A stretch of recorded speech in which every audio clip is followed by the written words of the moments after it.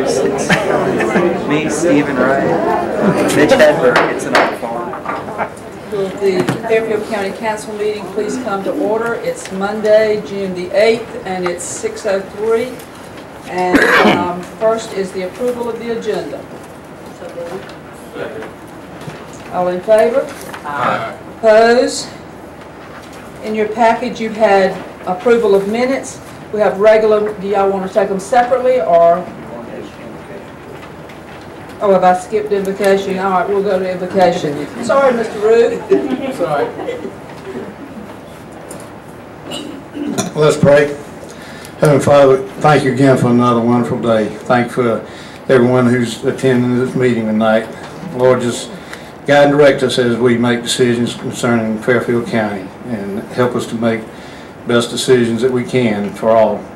Lord, and I do thank you for the improved relations between council and the citizens as I have prayed for in the past, and I have seen that happen, and I give you thanks for that. And we just, as we all know, that we'll always have different opinions, but if we can agree to disagree and be respectful of one another, that is great in your sight. Lord, we ask these things in your precious name. In Jesus' name, amen. Amen. Okay, now do you want to take the minutes individually or as a group? Okay, we have regular meeting of May 26, budget work session May 26, and budget work session June 1. Motion to approve, Madam Chair. All in favor? Aye. Okay, opposed? No public presentations. First public comment.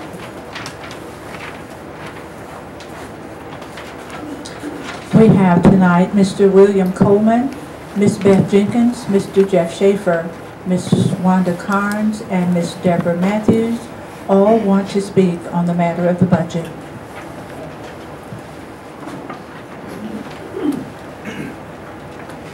Council, concerned taxpayers here tonight, the TV audience is going to be out there, and also the newspaper reporters. I am William Coleman, a tax-paying resident of District 3, and good evening. I attended a council meeting on May 26 and the budget workshop afterwards. First, I want to say thank you to council members Stewart, Roof, and Smith for their understanding of what the voters said in the past election.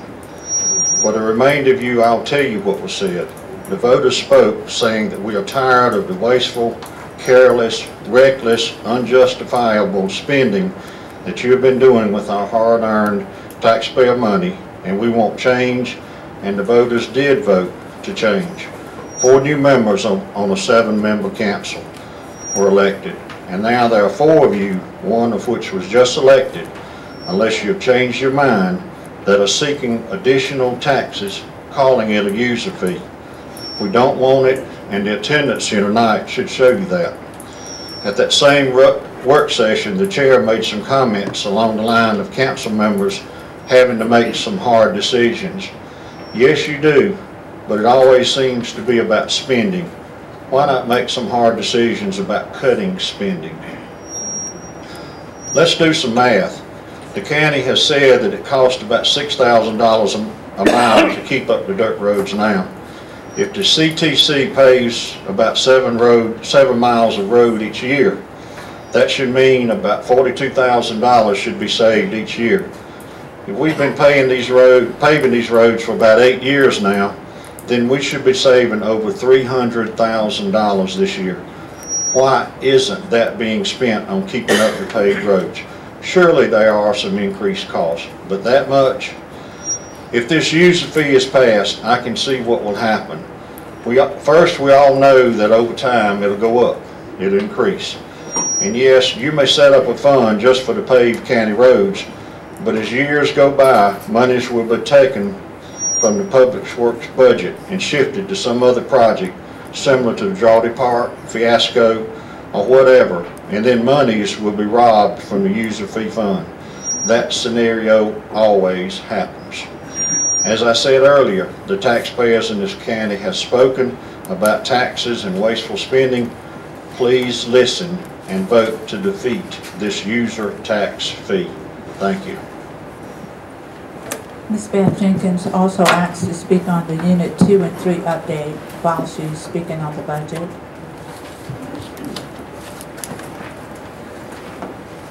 Beth Jenkins, District 2, Winsboro. I would hope that tonight when we're updated on Unit 2 and 3 that we are not given a bunch of word salad. That's all I would ask on that. I also would request and plead with every council member, don't do this new tax. User fee. If you put a skunk in a puppy dog outfit, it's still gonna stink. It's still a skunk. Please don't do those. I also noticed that on the budget, there were a lot of things, there was no cuts anywhere that were very visible. If you go back even to something as small as the XM radio for traffic, for the weather. I called them today, and yes, they do have just a navigation and traffic package. That is $41.97 every 6 months. That's $83.94 a year per vehicle that if the vehicle supports that. Almost $100 a year per vehicle. Tune to AM. Get the weather like everybody else. That's free. I mean, that's just one easy cut. We need to cut fat. Look at the budget and just vote no. Don't pass this $5 per vehicle fee, skunk, and stinky thing. Thank you. Mr. Jeff Schaefer. Can I have Ms. Jenkins a minute and a half time? Okay. Good evening, Jeff Schaefer. You know, I'm always put to the point where my personality and my attitude and my verbiage is rough, and I don't think I need to do that. I don't want to do that. I hope that doesn't come out, but I hear William speak, you know, kindly, and Beth speak honestly, and I just don't have that ability. So bear with me. I want to just try to tell you in nice words. Speak to the council and not to the public, yes, sir. Well, I want everyone to hear me. Yes, sir. You want me to speak directly to you? Rules are speak to council. Oh, I'll be happy to do that. There are no rewards in life for those who make no efforts or excel to change or challenge. No reward for repeating the same old budget. I'm sure we'll find new ways to spend SC&G's money when the new reactors are coming up and running, but will we find new ways to improve living conditions in Fairfield? You folks put a lot of time in on this, and I appreciate that. And I know some of you are really concerned with the outcome. I'm disappointed in how the entire procedure went, because in my book, this is a repeat of last year's and every year.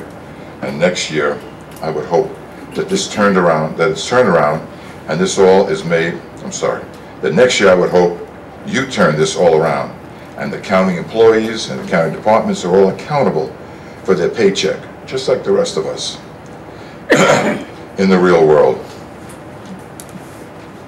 We come in here and ask for lower taxes. What I heard last week of the budget was, we're going to hold numbers where they are. What kind of budget is that? I don't understand that. I don't think anybody does. We ask for accountability. We hear we're going to give everyone a 2%. I'm going to put this in the garbage. I'm frustrated. I don't think anyone really understands what we want. You've got a lot of money. You don't know how to spend it. You don't know where to put it. You're not listening to anybody. Thank you. Sorry. Ms. Wanda Carnes.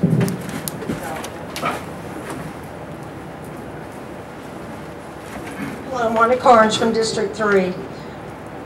The people of Fairfield County are being taxed and feed to extinction. I looked at the latest U.S. Census Bureau numbers today online, and in the past 3 years, the Census Bureau has determined we have lost 847 residents in Fairfield County. Doesn't sound like a lot, but that is 3.5% of our total population. And our population is continuing to age when you young people are wanting to move here. The second most depletion in citizens in South Carolina is Fairfield County, only behind Lee County. how can the next generation afford to live here? The previous council created a disastrous situation. If someone is wanting to move to South Carolina and they go online to our website and to the South Carolina Association of Counties, and I've heard that that's not the data, that EMS is included in our numbers and not in, I don't care. People wanting to move here look online. I'm a real estate broker and 99% of my business comes from online. They know where they want to move before they ever even get in my car. So they look at this data, and that data supports the following information. Of the 46 counties, we are the 43rd where someone wants to live when they move to South Carolina. 43rd. Maybe we don't want to spend money on recreation. Maybe we should move that bond budget and figure out a way to get people to want to move here. People are computer savvy and they do look at this information. We have the 3rd highest taxes in the state of South Carolina. The national average for salary for someone working is $49,000. Our average person in Fairfield County makes $29,271. But yet we have the 3rd highest taxes in the state. We are #1 per capita, per person in South Carolina under the general fund budget.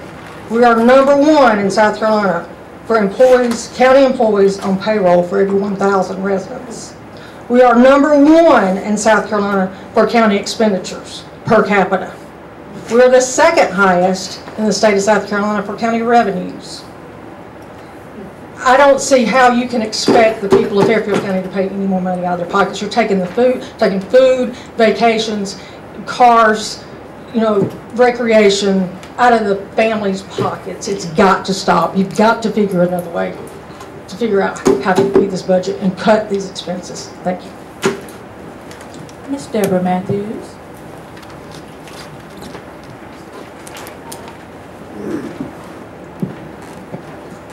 Madam Chairwoman, Vice Chair, Council members, Deborah Matthews, District 3. I'd like to talk about this vehicle fee. You all know we have people living in this county paycheck to paycheck. They can't pay their utility bills in full. They're making payments on their water bills, their utility bills. Those are the folks who that $5 will affect. It may not affect any of you all. It may not affect any of us who are making above average. But those who are living paycheck to paycheck, those are the folks who will pay. I'm curious as to whether or not the county will be excluded from this. So all of the county vehicles, are they subject to the $10 commercial fee? That's one question I have. These are not the times to increase fees or taxes. And if I may, I'd like to give you an example. On May 20th, Butler and Hosh Law Firm out of Columbia closed their doors, laid off 100 employees who are now out 2.5 weeks of pay. Now, of course, we don't know all the details as to why they closed, but if you think about it, that's scary. That is scary. Scary stuff. We're not in prosperous times here. We're still struggling. And I cannot believe that you can't get $124,000 out of an over $30 million budget. I don't buy it. You have not done your jobs. You have not line item by line item, because I think you can find it elsewhere. Not in our pockets. Find it in the budget. If you look at our tax assessments on properties and compare it to what our Fairfield County properties are selling for, it's a vast difference. That's a sign of our times. We're not in prosperous times. I ask all of you to please consider it. Because the folks that are going to be affected from that $5 are the lower income folks who need help. Thank you. That concludes segment number 1.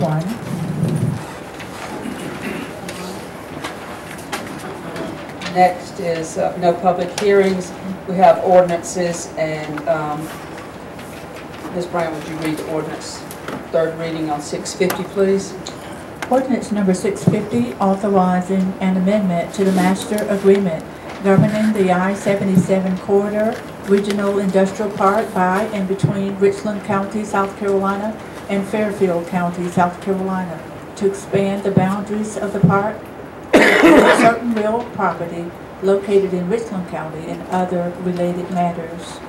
We have a motion. So moved, ma'am. Second. Okay. For those of you who've never been here before, when we do readings like this, it means that we are in an agreed industrial park with Fairfield and Richland County. We also have one with Kershaw County. We have one with Newberry County.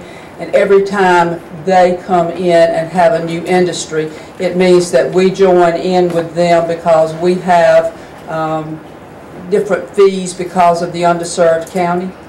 And therefore, when they start collecting taxes, they also send us a portion of those fees into our economic development pot. Motion to approve. All in favor say aye. Aye. Opposed?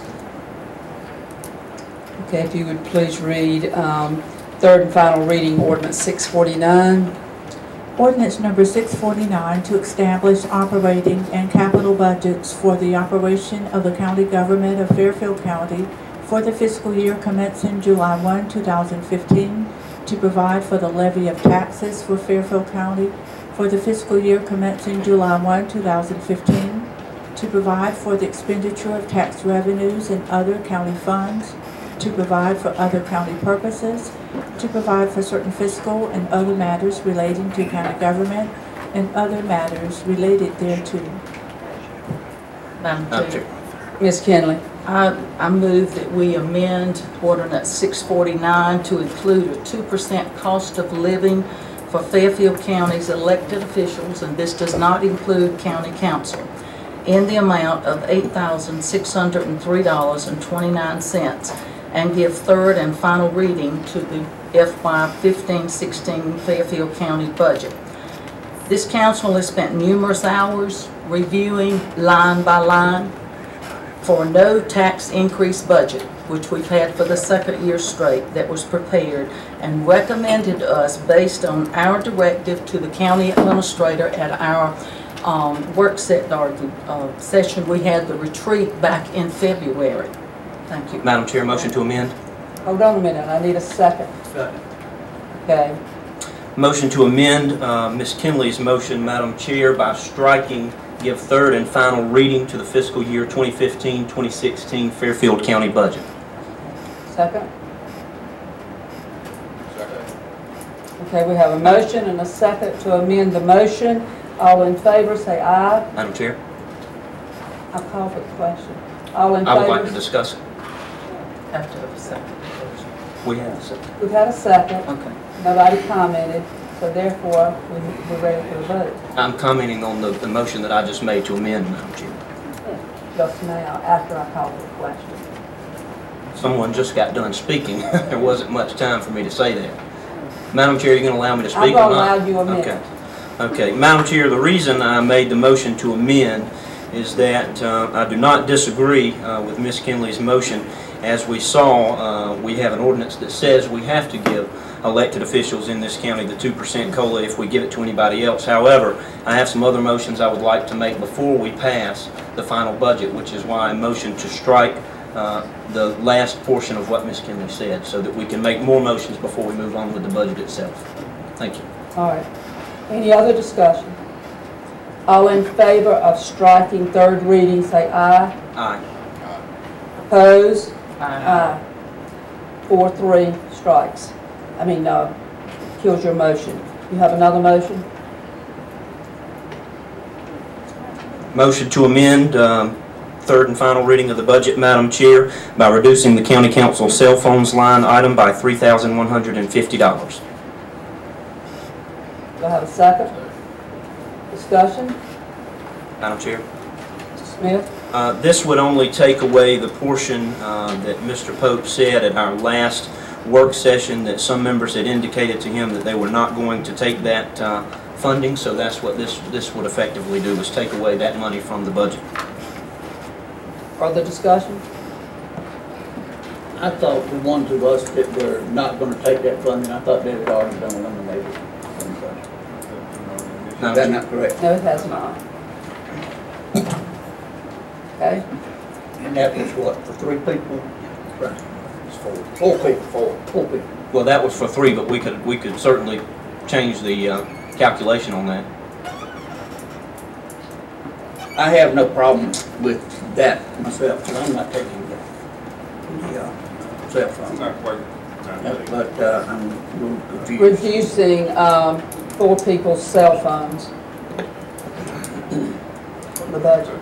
Well, I'm not even aware of who's on it. I know I'm not on it.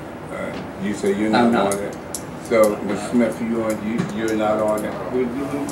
There's 5 people. Yeah, Ms. Stewart, Mr. Stewart, and Ms. Kennedy. I take the money because whenever I came back on council, we were told we had to have 2,000 minutes because, number one, the sheriff's office was not delivering our package every time we needed something from the clerk. They were going paperless. So we had to have that many minutes in order to download all these packages that come to us. And then we had to print those on our own time.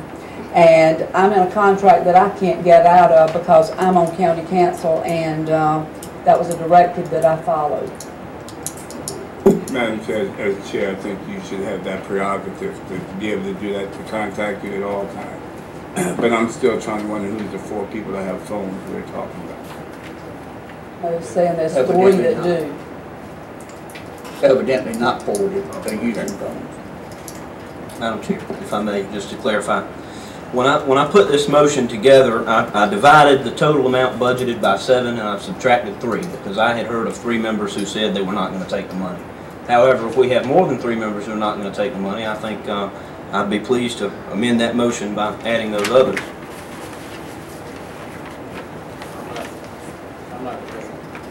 I'm not taking it. Madam Chair, I think based upon the process that you're in right now, you have to deal with the motion that's before you. Which is? That's what Mr. Smith has actually laid out, based upon what you have there in that line item. Unless that's amended, but that's the business that's before. Delete 3 from the... Yes, ma'am. Okay. Deleting the cost of 3 phones out of the line item. All in favor? Aye. Aye. Opposed? Mr. Root? I'll say, can we amend that amendment to increase that number from that? That's what you would have to do. What you have to do. All that I'm trying to do is keep you on what you have officially before you. In order to change that, you need to Before we amend vote it. on that, I would like to suggest that we raise it to the, however many there are that are not taking it. Which is 5 of us. And I would make a motion to amend it to 5. And whatever that number comes out to be. I'll second that motion. All right? Reduce it by 5. Mr. Montreal, are you on the plan? No, not to my knowledge. I thought, Madam Chair, there was discretionary, that this board had voted that whoever was volunteer, it's discretionary to use the system. Now we're voting on it, or we have changed that discussion we had? It has been discretionary, yes, sir. But now the motion has been made that, and it passed, to delete 4 council members from that. And now there's a motion on the floor to delete 5 that has not been voted on at this point. Madam Chair, to clarify, then therefore what's the amended motion then before you as far as the reduction goes, instead of the reduction of 3150, it's 5250. That would be the new number. So your vote or what you're deliberating on, instead of reduction for the 3150 is what Mr. Smith had proposed, it is now 5250. That's the reduction. Yes, ma'am. All right, to vote for 5. All in favor? Aye. Oppose? Hey, Ma'am. Guess we're gonna, clerk needs a show of hands. All in favor of reducing it to 52, by 5250, please say aye, which is 5 people. Aye. Oppose? 6 and 1. Okay. Madam Chair, Smith? I'd like to make a motion to amend third and final reading of the budget by reducing line items for county council catered and prepared meals, county attorney meals and lodging, county administrator dues and memberships, county administrator meals and lodging by $500 each for a total of $2,000. Discussion. Madam Chair? Mr. Smith? This came out of the discussion we had at the last work session where staff brought forward some items for us to consider, and that's where that thought comes from. The other night we had a very nice event for industry appreciation that we had not had in 2 years, to thank all of the companies. So I guess that takes that out as well. Well, this is only $500, Madam Chair, out of I don't know, $3,500 budget, I think, for catered meals.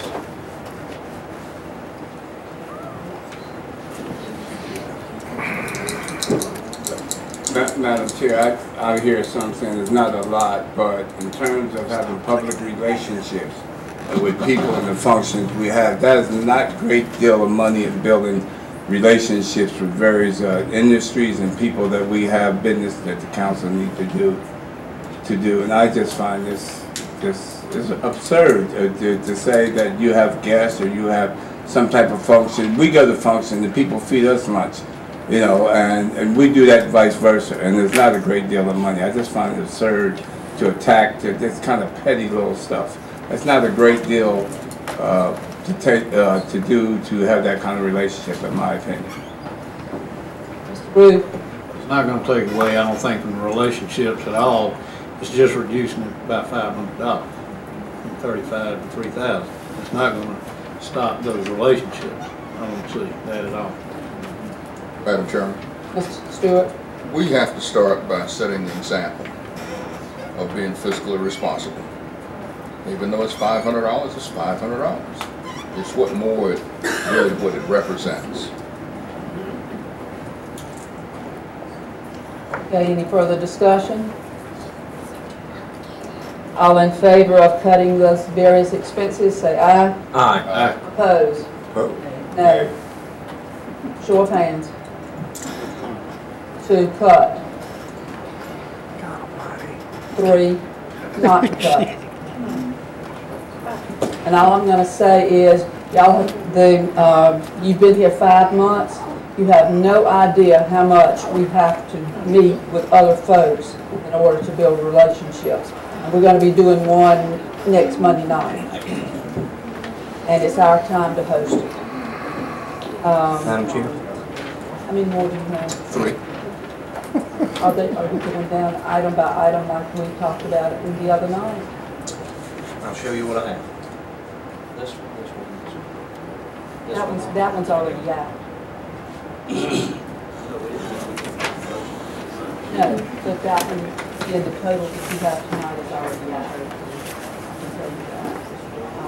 What's the other Can one? we ask Mr. Pope that to be sure then, Madam Chair, just to make sure that staff is This taking next that one out? is the sanitary items that was detention center, wherein all sanitary items had been moved over to maintenance, and that was one that was left sitting there, and that has been removed.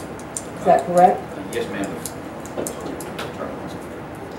Yes, ma'am, that's correct. The $5,000 in sanitary supplies was removed from the budget.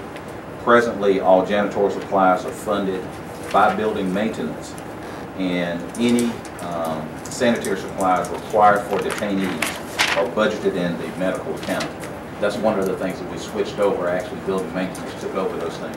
I think the issue that arose at the work session was that was a $5,000 amount that was still in that accounting of the monies that we're looking to supplant for the 123 for the for the road maintenance. So, yes, that was removed from the budget. All right, next.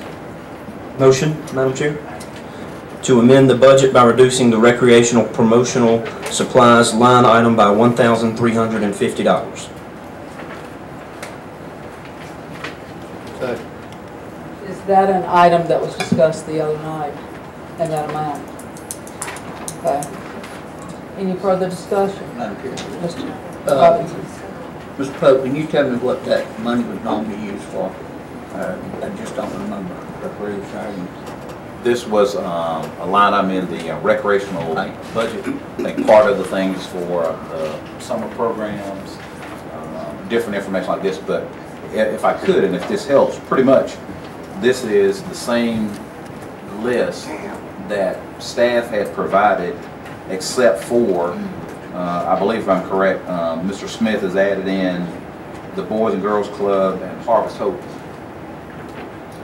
Eau Claire. In Eau Claire. So those are the, we discussed actually all of the other ones except for those.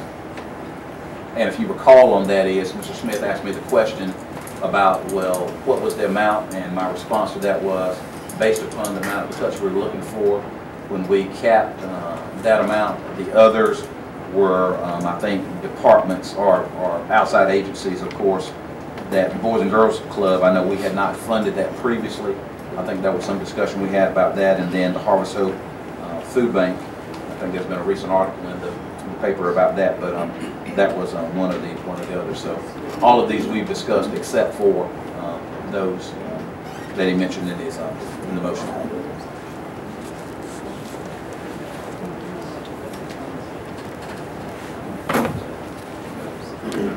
Mr. Rue? Wasn't it correct that you reached the $123,000 when you got to 4 or 5 of those, and then that's why you didn't address the others? That is correct, because these were in my original recommendation, in the no tax increase budget recommendation. These were outside of that when council was looking for the funding that would have supplanted the road maintenance fee for that amount. But if it could, and I don't know, Madam Chair for Council, I mean, pretty much what you're doing is I mean, you're voting. I mean, you could have one vote on the same items, because these are the same items that we discussed at the work session. So. And y'all remember, in that figure was $45,000 that was cut for gas and diesel fuel out of your maintenance department. Wherein come January, February, when it's rainy and cold and they need some more gravel out there so that you can move back and forth into your home because of the rainy season, they're not going to have enough diesel, because Mr. Robinson pointed out the other night, this past week, fuel went up 10 cents a gallon in town, and it's going to be going up even higher, the national folks say. So part of that included the $45,000 for diesel and fuel. Madam Chair, I'd like to add to that none of my motions contain that as well, so I wanted to keep that in just in case. All right, motion is to cut $13.50 from recreation promotional supplies. All in favor? Aye. Aye. Opposed? Opposed. Nay. 4 nays.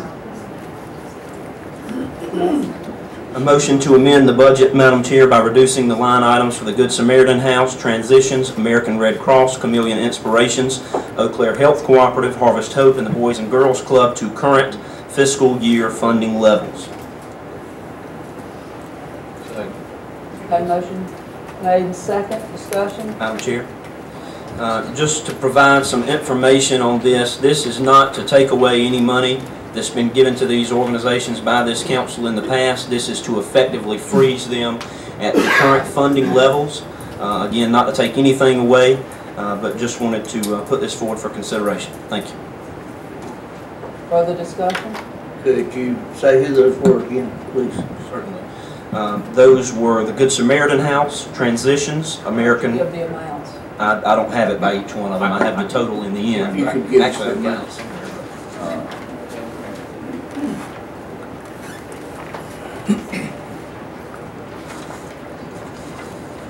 Madam Chair and Council, Good Samaritan House, that would, I'll just give you the reduction.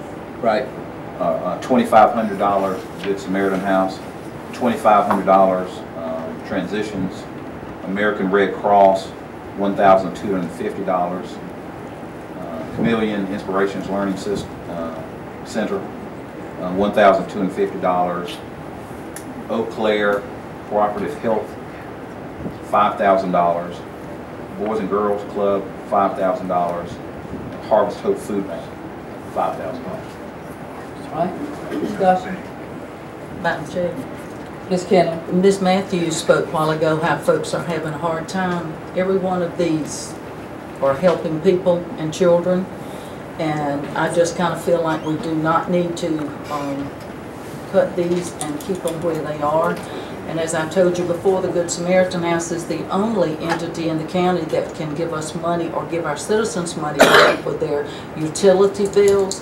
The town of Winsboro has quit doing that, and that's the only place we can send folks, and they have been very good to help folks that I have sent them. So I say leave these in because we're still having a decrease in our budget this year, and I think these things are needed with these agencies. Mr. Stewart. Madam Chairman, just to remind everyone that we're not cutting what we gave them in 2015. We're just freezing them at that level.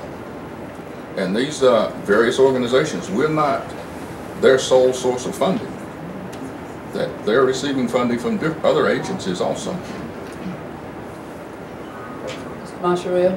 Madam Chair, these community-based organizations serve a very vital function for the service of the community, like the Red Cross, where people are burned out and other kind of disasters. The Good Samaritan House, who actually take people in that's really down on their luck or burned out, or even sometime with domestic violence, and other organizations. A very vital service to the community, and I support those services. I mean, things are not getting cheaper, gas is going up, food is going up. I mean, just the very basic of living. These kind of organizations need to be able to function and have a very foundation for the people. That's my opinion. Anyone else? Madam Chair. Robinson. Mr.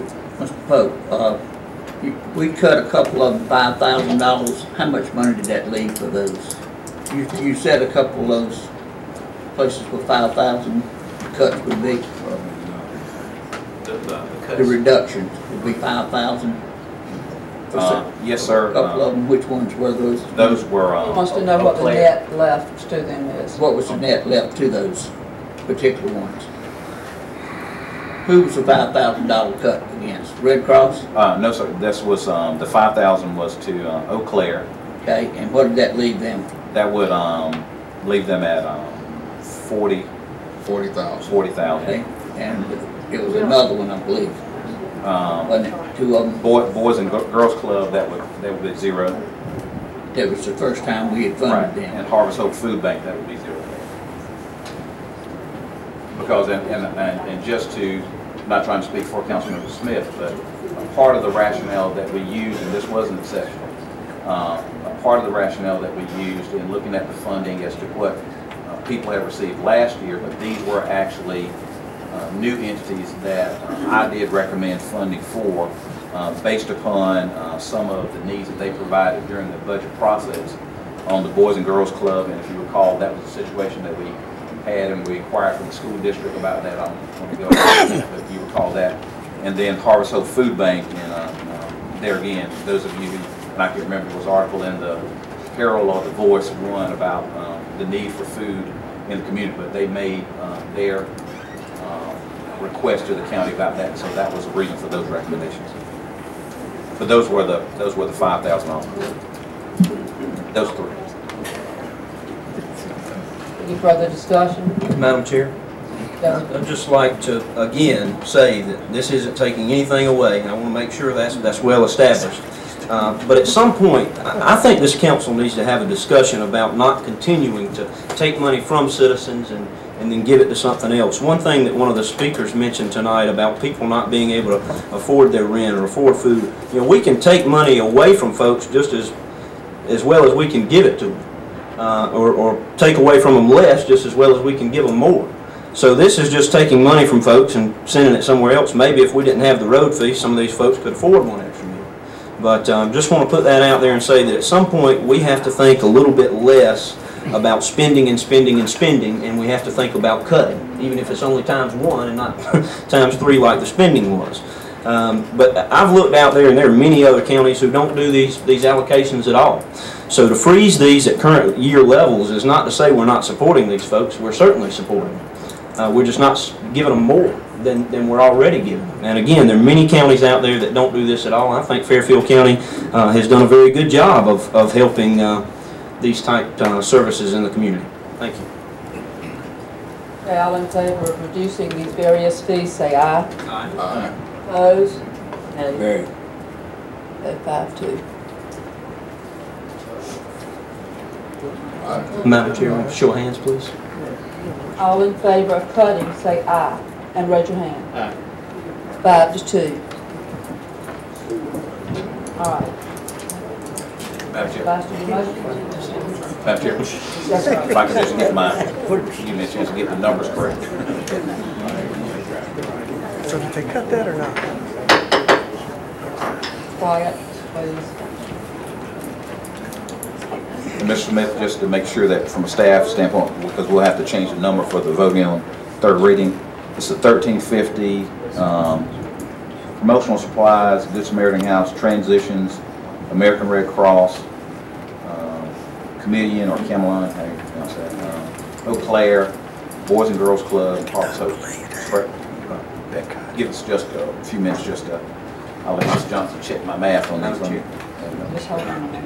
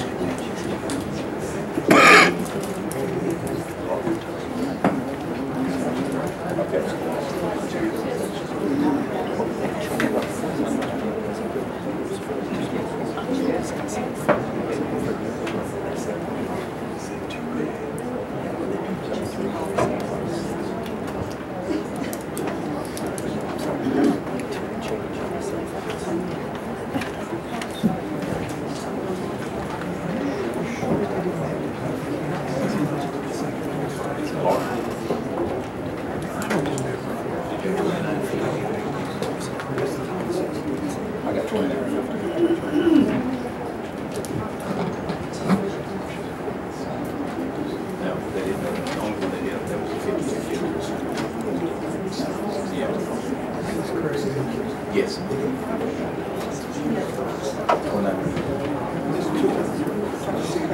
think you're right. And then we need to take 29,100.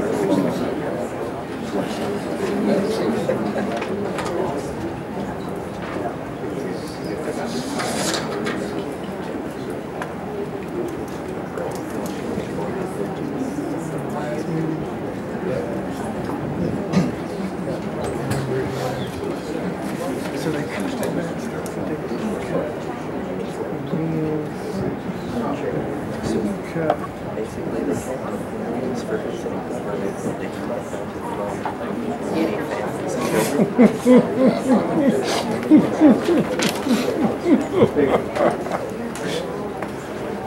It's good. Good stuff.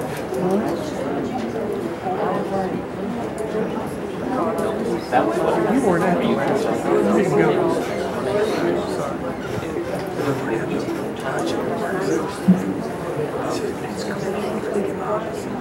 what they talked about doing at the budget work. And the budget work is they decided that's kind of what it is. I know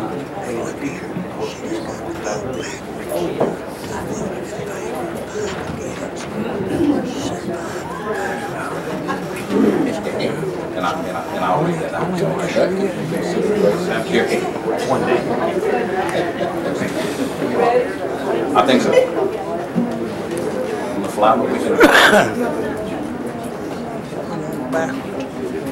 Madam Chair and Council, just to clarify, for your general fund number and ordinance number 649, just to be clear for the record regarding the motions that were made and approved by council, the first adjustment was to county cell phones. That reduction amount was $52.50. On promotional supplies for recreation, the reduction of $13.50 was adopted. The Samaritan House, $2,500. Transitions, $2,500. American Red Cross, $1,250. Chameleon Inspirations, $1,250. Eau Claire Cooperative Health, a reduction of $5,000. Boys and Girls Club, a reduction of $5,000. Harvest Hope Food Bank, a reduction of $5,000. That was a total of $29,100. And just to keep in mind that 2 of those are total eliminations. The others are reductions or back to last year funding. And that's Boys and Girls Club and Harvest Hope Food Bank. Those are zeroed out. So, Madam Chair, based upon that, in your budget ordinance, the clerk's record, under the total general fund amount, which was $27,023,565. Oh, that's right. Got to add the 2%.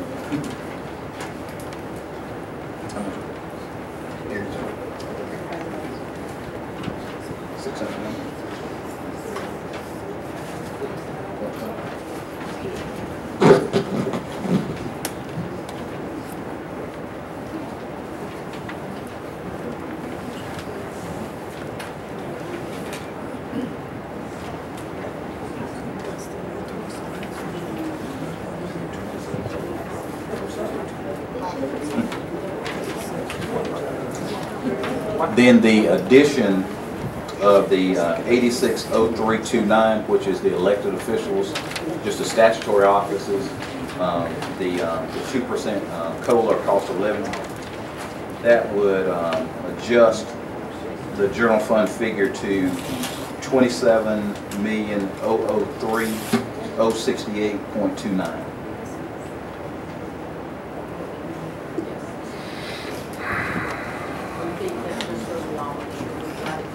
Yes, ma'am. $27,003,068.29. Madam Chair, may I go back and please change that motion to include these figure changes, and so that we add the cost of 2% cost of living, and also that we add the $29,100. Take that away, excuse me, not add, deduct $29,100 for the budget, and have the final reading on this budget. Madam Chairman, before we do that, I have an additional motion. Got a motion on the floor.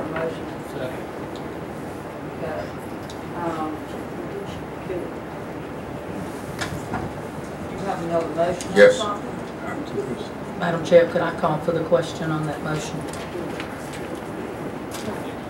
Madam Chair, my motion is to... No, her motion is on the floor already. She has a motion on the floor. But you need to understand what I'm getting ready to do. Yeah, but you can't do that. It's called for the question. No. We are not, it appears that she is trying to approve something that I'm not prepared to approve. And she's trying to close out the discussion. Get it to the punch. Had enough discussion. On the floor. You call for the question is on the floor. All in favor of the call of the question, say aye. Aye. Opposed? Aye. Opposed. Okay, how many opposed? 4-3 call for the question. Okay, the question is now to amend the budget so that the general fund is $27,003,068.29 and give it third reading. All in favor, say aye. Aye. Opposed? Aye. Okay, 4-3-4. Now, My motion was going to be to remove the $123,570 for the road maintenance fee. Just take it totally out of the budget. it's already Madam Chair, passed. you Yes. already closed it, but It's already closed. Well, if that's the way you want to operate, well, whatever. Number C is the resolution of 2015-06. And Mr. Pope, would you explain that to us, please? Madam Chair, Yes, sir. I apologize, but could I just explain so that everybody understands just what transpired? When someone calls for the question, you call for the question on the table what that motion is. After the motion is called and is voted upon, you can't provide any substitute or different motions after that. So when the motion was called, when the question was called, that was the vote. That ends debate on everything, and therefore you have one motion on the table. So that was what was. Parliamentary procedure allows no other motions after that. Yes. Okay, if you would please explain number C now.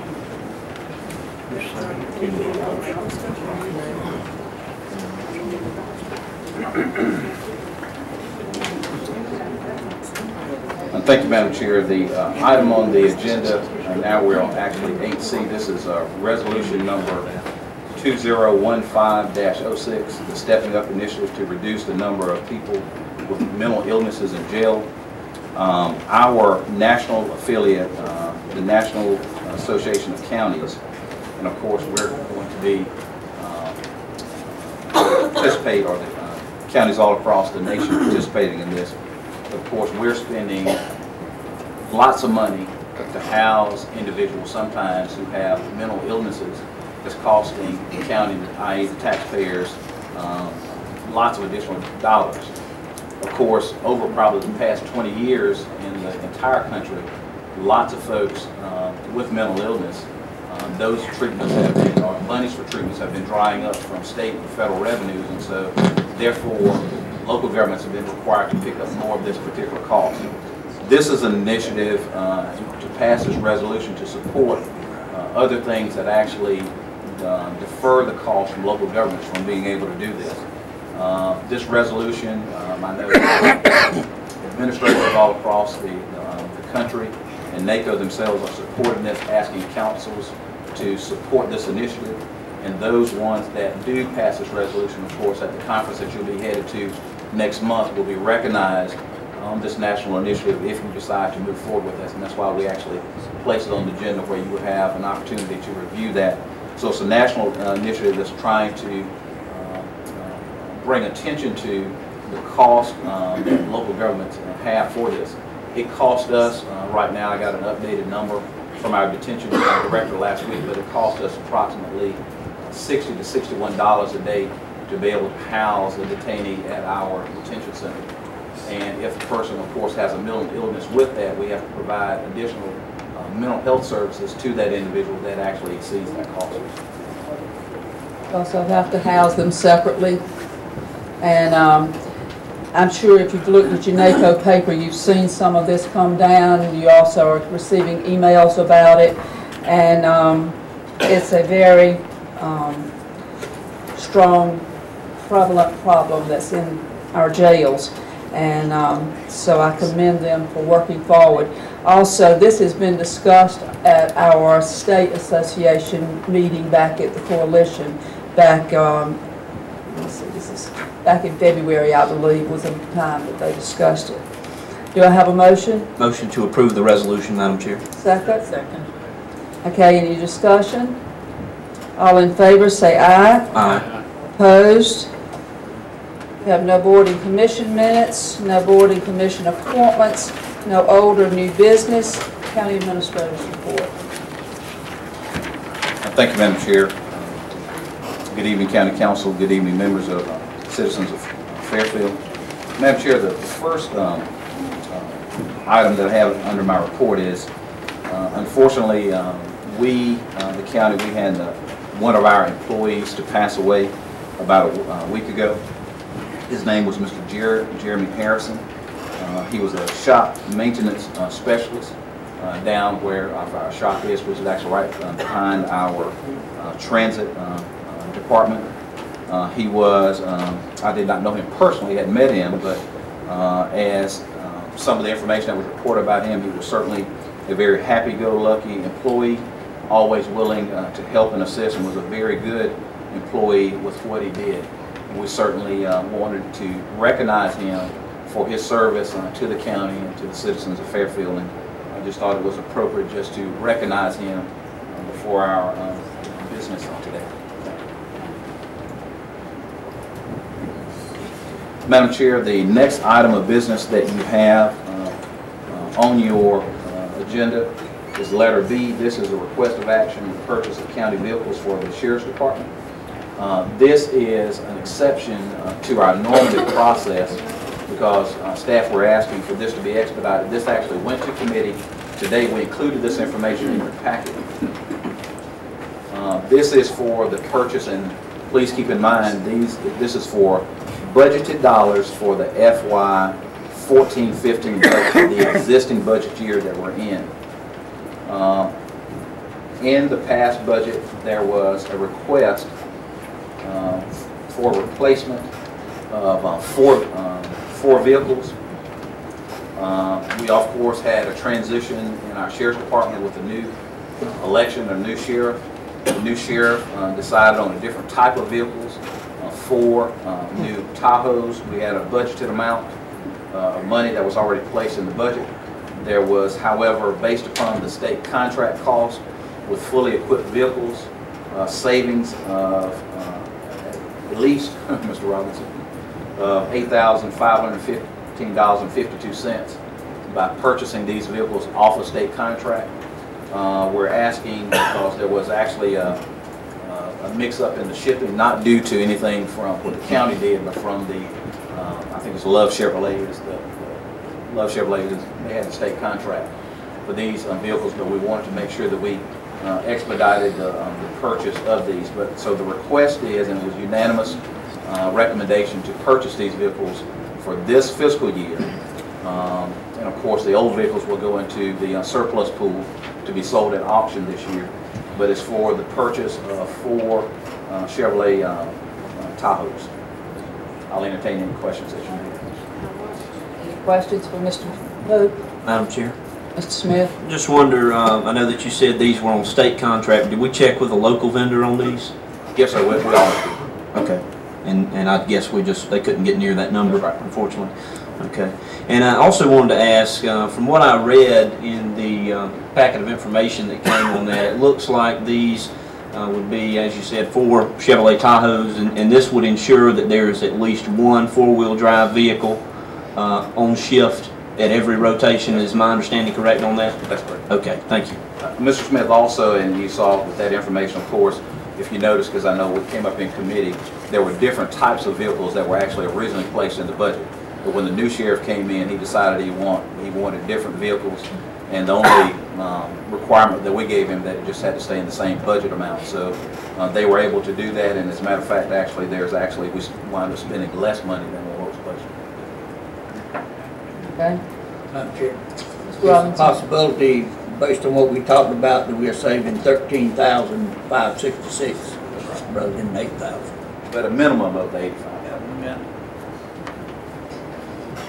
You ready for a motion on that? Or? Yes, ma'am. Okay. Do I have a motion to go ahead and purchase these vehicles? So moved. Second. Any discussion? All in favor, say aye. Aye. Opposed? It's approved. C. Thank you, Madam Chair. Letter C, this is a request to negotiate Fairfield County strategic plan. Madam Chair and Council, I sent you out, I hope it didn't break down your machines, quite a bit of information that the proposal was sent to you, but I also sent to you an executive summary, what I thought did an excellent job of just kind of highlighting the part of the strategic plan that we had adopted and partnered with through a memorandum of understanding with the Central Midlands Council of Governments for our strategic plan.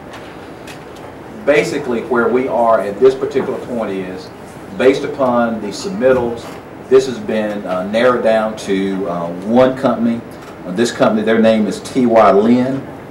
You have that information. They're a large firm out of Atlanta to perform the duties of our strategic plan that we have. However, before we can bring the total package to you and to be able to approve that publicly, we are in the process now where we actually have to negotiate pricing. What will be done if you give administration the authority to move forward with that is a recommended price will be brought back to you, and so that can be publicly released. And of course, if that did not work out, of course we'd have to go back to the drawing board. But that's where we are in the process. So this total project from the inception of actually partnering with the Central Midlands Council of Government, publishing the solicitation, having vendors to submit responses to that, actually having, when the pool was narrowed down to the two, there were two firms that were actually interviewed and evaluated, and this was the firm that actually met most of the specifications for the request that we had placed out there. So the request before the county council is administration is asking for authority to be able to negotiate to bring back a pricing for the council to consider. The last thing I just wanted to mention out of this, because I think it was Councilmember Stewart who had asked this several council meetings ago, and that was about the public component of our strategic plan. As you saw, and I hope you saw and read in the executive summary and in the actual document itself, there is a significant component to the public element of the strategic plan for stakeholders, which we brought this up probably over a year ago through our intergovernmental meetings, stakeholder process for citizens and other interested groups, that actually that information would be taken and incorporated into recommendations for the final process, of course, as we move forward. So that thing, and I think the executive summary pretty much does that, and if you decide to move forward, I would certainly like to provide that information to the press so they would have that information to hopefully publish information back that. And then, of course, once the pricing information will be brought back and that will be settled upon, then the county could actually move forward and establish the timelines of the process. Thank you. Do I have a motion to approve the administrator to negotiate working with it? Do I have a second? Any discussion? Madam Chair, I just wanted to expound upon something that Mr. Pope said, because as he said, Councilmember Stewart had asked about it a few meetings ago, and I know a lot of citizens have spoken to this as well and asked about it, and that is what the public portion or component of this strategic planning process will be. And I just wanted to specify to everyone who's here tonight, and hopefully those on the television will see it as well, that there will be a series of 2 public meetings. So there will be 2 different series and 3 meetings each. So there will be at least 6 meetings as a part of this strategic planning process. You know, we don't know when those dates might be yet, but I just wanted everyone to know so that there are no questions. There will be at least 6 meetings on this based upon the information submitted, and we will certainly at that time coordinate and let everybody know when and where those meetings are. Thank you. The plan that came down in 2010 had public component, and they were able to attend and have time to make their input in that plan as well. So ultimately, this is bringing up new ideas and just updating the 2010 plan as well. Any further comments? All in favor of allowing Mr. Pope to go and negotiate with Thailand, please say aye. Aye. Opposed? It's carried. Okay. Item D. Madam Chair, the next information, I think Mr. Anderson will pull this up.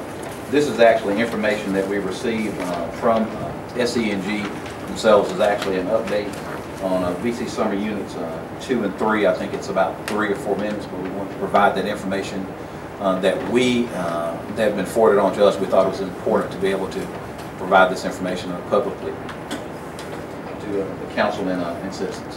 Thank you.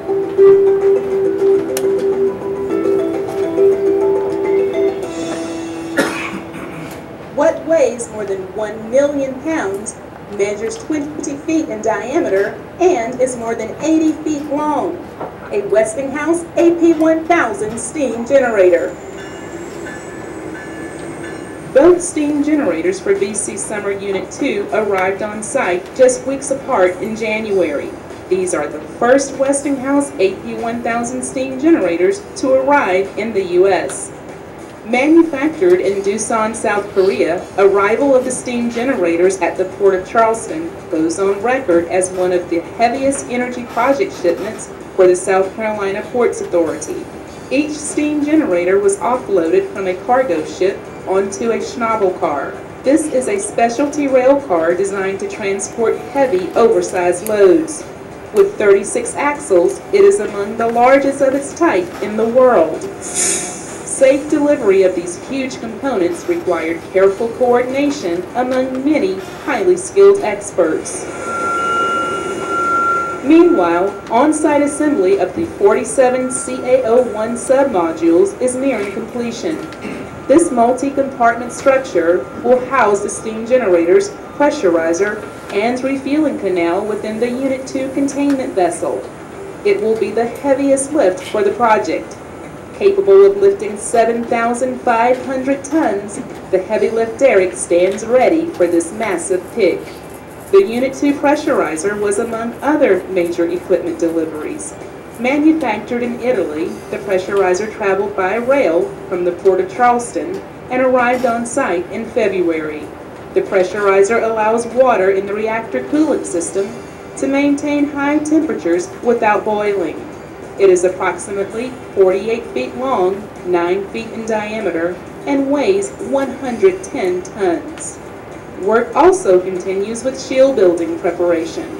Additional shipments of panels that will comprise the steel walls of the Unit 2 shield building continue to arrive on site. When complete, this reinforced concrete structure will surround the containment building for another layer of safety. A storage tank of water will sit on top of the shield building to provide a passive cooling system. Just as work progresses with structural modules, mechanical modules are also taking shape. Mechanical modules are racks that hold pumps, cable trays, pipes, conduits, valves, or similar equipment. For example, the R151 mechanical module was completely assembled on the construction site. This 20,000-pound module was placed in the Unit 2 nuclear island in March. SCANA Chairman and CEO Kevin Marsh recently spoke about the project. I still have just as much faith today in building new nuclear as I did in 2008. I have people ask me all the time, well, would you make the same decision in 2008? Absolutely. Because everything we predicted about the environmental challenges has happened. All the new laws, all the new regulations. And without this new nuclear plant coming, these new plants coming online, it would be extremely difficult for us to meet some of these new environmental restrictions that will be placed on the company.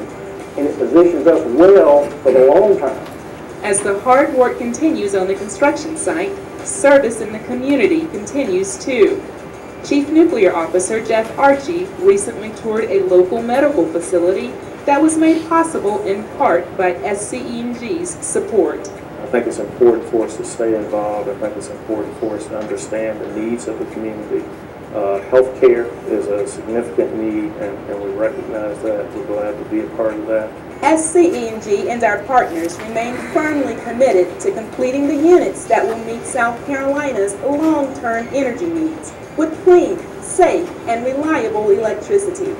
Reporting, I'm Rhonda Marie O'Banion.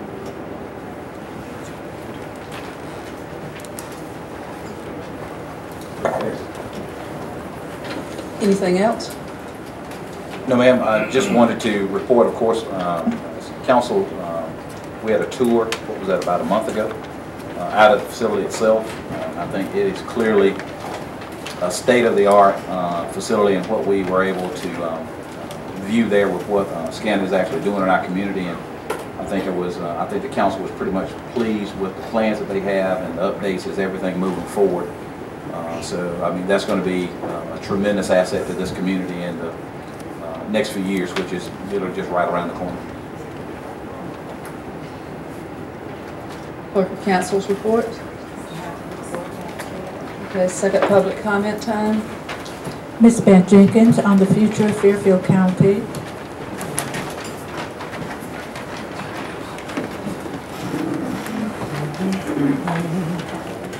Beth Jenkins, District 2. Can you hear me? No. Beth Jenkins, District 2. I actually have a lot of comments on the future of Fairfield County, but I'm curious on the cell phones, why one of our council members can't do without and send this information to the clerk. She's there 40 hours a week. I don't understand why that couldn't be downloaded and save that money. Doesn't make any sense to me. I'm talking common sense. I think we're on new days and we need some new ways on these meals, etc. Doesn't seem to me that there's any change. We're going down the same old hole. I don't really think that there's been any courtesy or respect, which is a really big item that's always talked about to some of our new council members, as far as things falling on deaf ears and the public speaking. Some things are still falling on deaf ears. As far as the strategic plans and a great public component, we're still never listened to. I don't think anything's changed, and I just want to bring that up. Great public component, but when we're not heard, there's nothing new. And I do thank you for the update on the VC summer, but I think this was light and fluffy, and it felt like, I don't know, cotton candy. There's really nothing to it. What the public is concerned about is the extension when they go online, our commitment on these exorbitant payments on the bond. I think that's the update that we were really hoping for and looking for. And I can't sing Kumbaya on that presentation. It does nothing for me, and frankly, it left me kind of cold.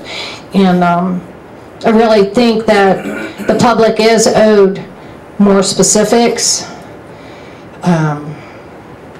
and more transparency. I know that the new county council members are getting their feet wet, and I applaud you for what you're trying to do, and I think that we're still stuck in some old ways with some old members. Thank you. Ms. Irene Maddox, sidewalk.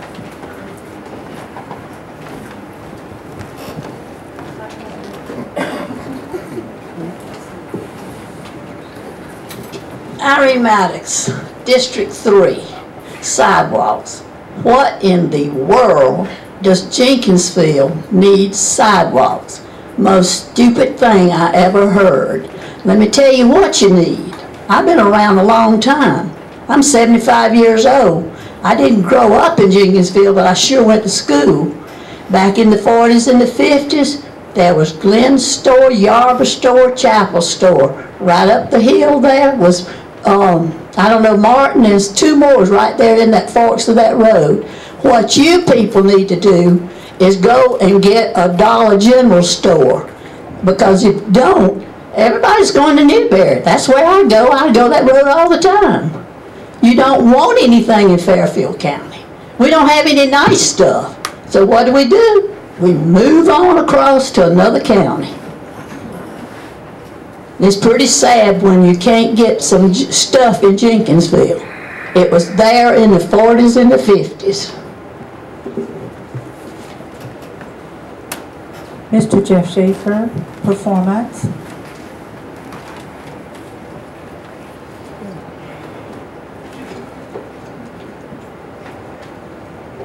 Jeff Schaefer. I want to thank the council, all of you, for cooperating tonight and trying to reduce the budget by $29,000 to that effect. That took 10 minutes. That was great. I appreciate that.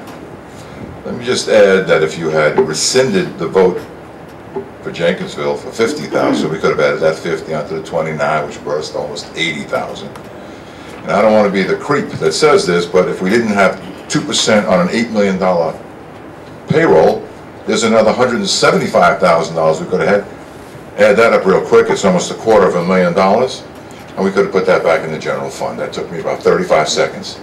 Now all you folks have to do is make a decision based on performance. What I saw tonight was a decision based on spending or saving. Mr. Smith, Mr. Stewart, Mr. Ruff, I think Mr. Robinson, want to save. I think Mrs. Robinson wants to save. Mr. Marcheria, Mrs. Kenley definitely want to spend on specific things that they think are right.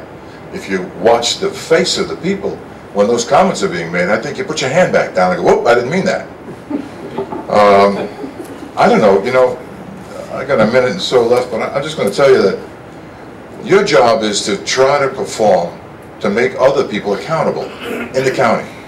The administrator has to look out for all the departments and make sure that they're doing their job.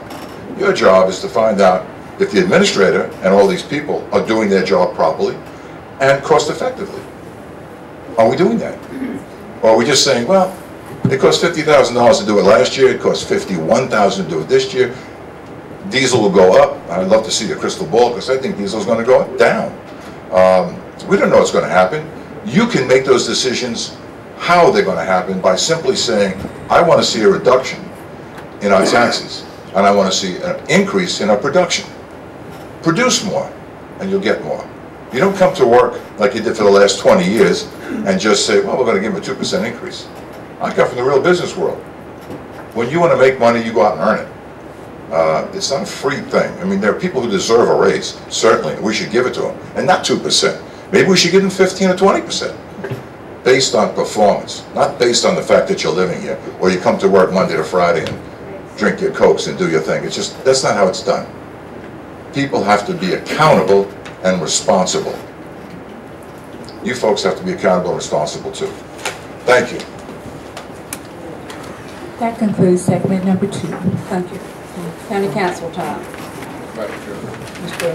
Stewart. I want to point out an irregularity. You failed to recognize myself or Mr. Roof on, we had motions to amend.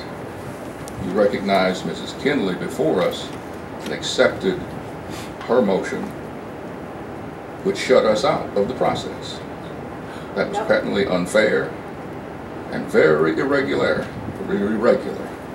And I question whether what we have done after that is illegal because of the procedure that you use. Additionally, citizens in District 3 want spending cut or capped. This budget that we passed increases the amount we're spending. The original budget guidance that you gave with no increases, I don't know, no matter what you call it, a fee or whatever, it was an increase, and that is what we have passed here tonight. We violated the basic guidance that was given to Mr. Pope and his staff. In a budget of $35 million, this $130,000, that is less than 0.2%. I know in this budget somewhere there is some excess that we could have looked at. And instead of putting an additional burden and additional levy on the citizens. Thank you. Anyone else? Mr. Roof? I agree with that, and we did ask Mr. Pope, he came back with the same amount to avoid that road fee, which is tax or fee, whatever you want to call it, it's an increase, and I'm disappointed we didn't do that, but I appreciate your efforts to find the money in the budget to reduce it to to try to avoid the road fee, but we didn't get it done, so thank you. Anyone else? Madam Chair. Smith? Just like to say on the, I think, you know, I don't disagree with you, Colonel, but that's a procedural thing. I think that Councilwoman Kinley did, and you know, 3 of us voted one way and 4 the other, and that's part of the process. Unfortunately, there are ways to stop things from happening and ways to speed things up, and we just lost on that one, I think. But I do want to delve into a little bit on why I voted no on the budget tonight, because I think the citizens are owed an explanation on that. So I've got a little bit typed up here so I don't go on too long. But I voted no on the budget because, you know, after all the meetings that we've had and discussions that we've had on this budget, I just didn't think in the end that proper consideration or enough work was done to try and identify savings in the budget or in how our county conducts business. The budget contained a road usage fee. As we all know, I didn't support that. Many citizens have told me during my campaign and since, and for some of the council members, other council members who said they'd not heard anybody in opposition to the road maintenance fee. You certainly heard it here tonight.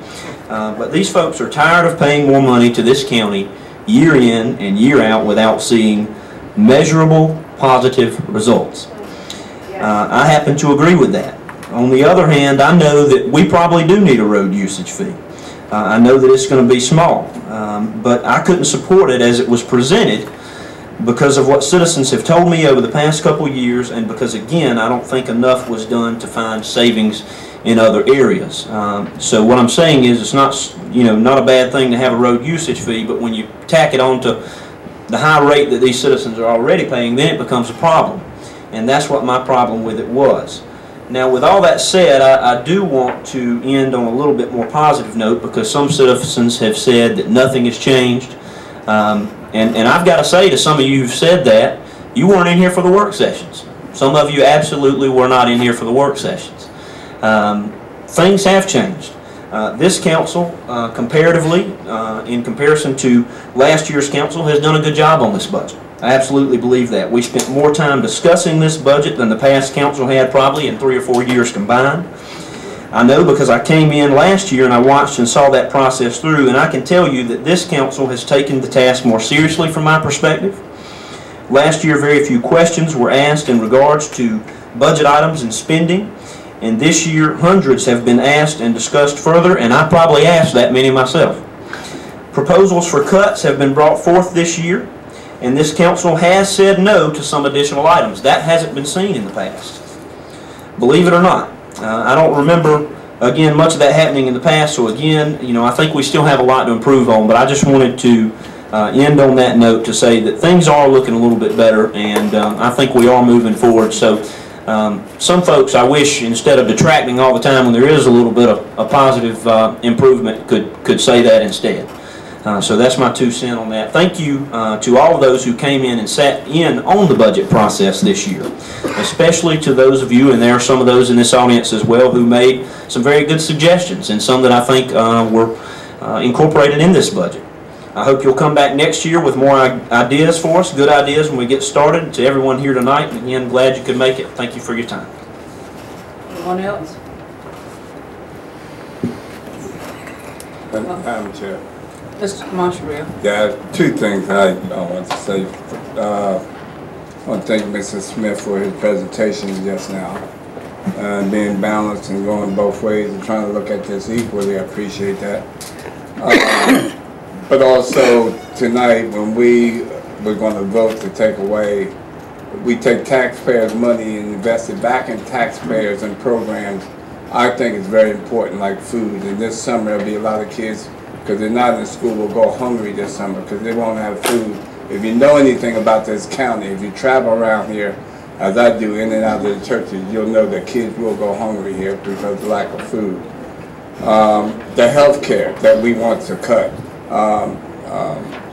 You have the hygienes and tooth decays on a serious rise, and to cut that to make sure the children can get access to a dentist or whatnot, or eyeglasses to be able to see.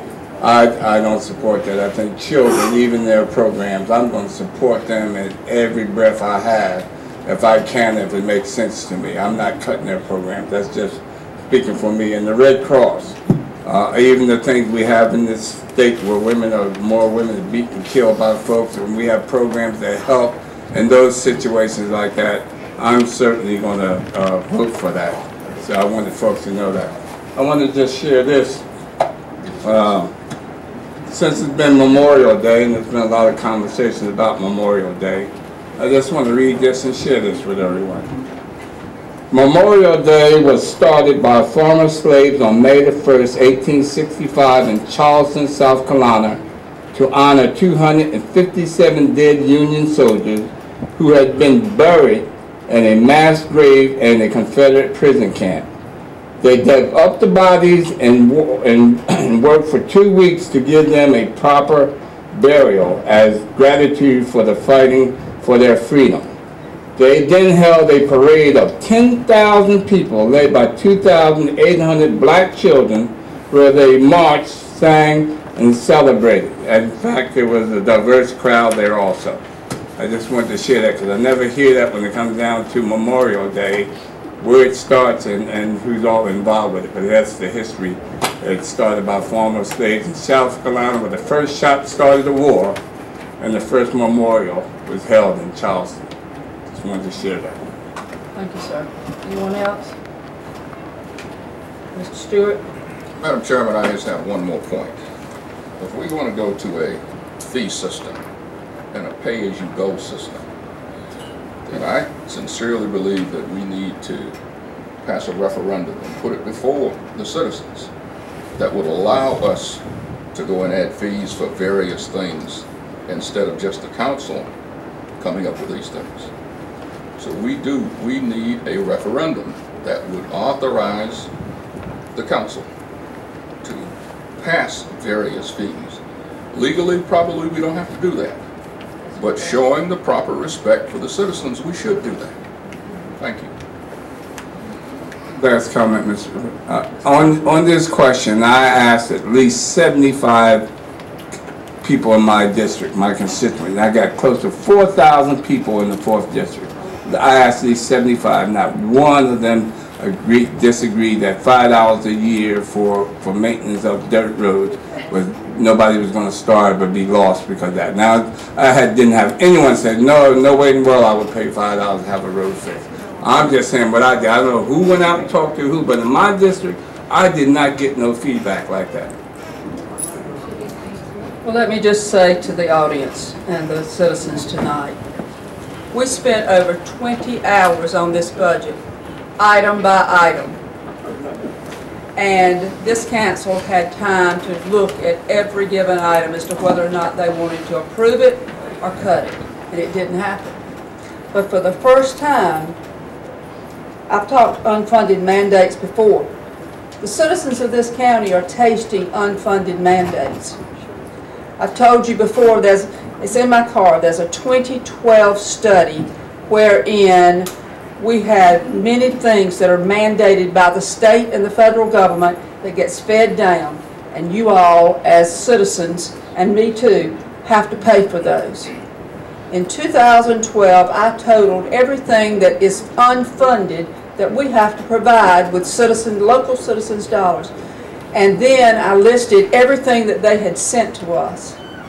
There's a difference of $2,900,000 that has to come out of this budget every year to take care of state unfunded mandates that come to this county.